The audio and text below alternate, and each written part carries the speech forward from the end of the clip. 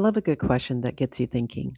Last week, we asked a lot of questions about our characters, but today, I want to ask something different. What questions are you asking about the voice in your own head? Hello, fiction babes and storytellers. Welcome to Habits of a Writer, the podcast where we talk about the good habits that lead to a finished manuscript. I'm your host, Portia Vet. I'm a novelist, indie author of two published books, and currently working on the next one. Let me ask you something. Have you always known you want to write? Was it a calling or a curiosity? For me, I inhale on thought and exhale on story. There have always been more ideas than hours in the day. Scraps of paper everywhere, with story threads, one liners, character names. But somewhere along the way, I was told, you can't make money doing that. And maybe you were told something similar. So, before we talk about trusting yourself, we need to talk about why we don't. Most writers don't struggle with imagination, they struggle with misplaced authority. Comparison, premature exposure, and the need for applause before effort. Currently, we live in a culture that rewards visibility, not apprenticeship. So instead of building quietly, we ask, am I good enough yet? Would anyone read this? Who do I think I am? And slowly, we start outsourcing authority to social media, to bestseller lists, to degrees we don't have, to validation that hasn't come yet. That's how trust erodes. But trust doesn't grow in comparison, it grows in commitment. I didn't stop trusting myself because I couldn't write. I stopped trusting myself because I compared too soon. My inner critic went hard on me after I read Their Eyes Were Watching God by Zora Neale Hurston. I couldn't write like her, or Toni Morrison, or Bebe Moore Campbell. Why would I be able to?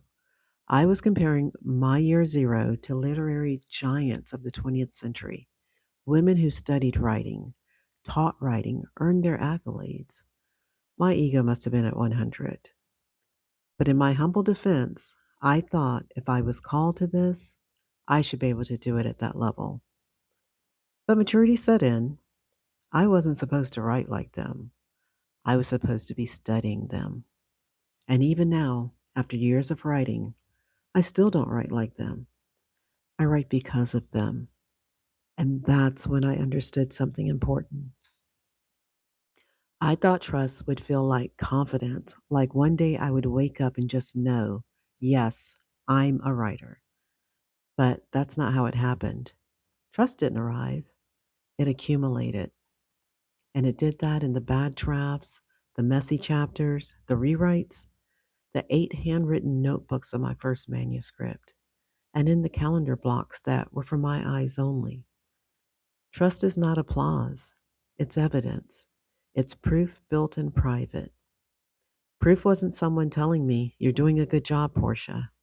Proof was on my calendar. It was also in the worn pages and creased spines of the craft books I was reading. There is a season of silence before emergence. You may have to go quiet. You may have to withdraw. You may only have one or two people who even know what you're building, and that's okay.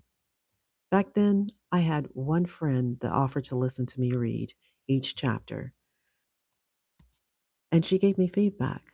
And yes, that feedback was honest. I was sent back to do some rewrites, but those are the people you want. Self trust is constructed brick by brick, draft by draft, hour by hour.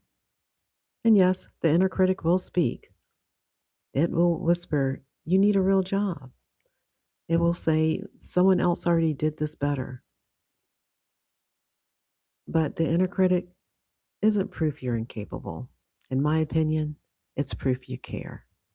Trusting yourself as a storyteller isn't believing you're brilliant, it's believing you're willing. Willing to practice, willing to be bad, willing to stay long enough to get better. So, if you're waiting to feel ready, let me tell you something. Readiness isn't a feeling, it's a record. This week's habit is simple. Schedule your writing time and keep the appointment. Not because anyone is watching, not because you feel inspired, but because you said you would. Every kept promise becomes proof, and proof builds trust. One day you will emerge with your book in your hands, and the I did that will feel earned because it is. Confidence is loud, trust is quiet, and quiet work changes everything.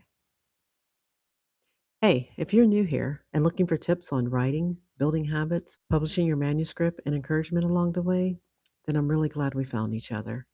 I'll be here every Tuesday with a new episode. Be sure to follow or subscribe so you don't miss out. And if today's episode encouraged you, share it with another writer. Until then, happy writing, my friends. Again, my name is Portia Lee Vett, and this is Habits of a Writer.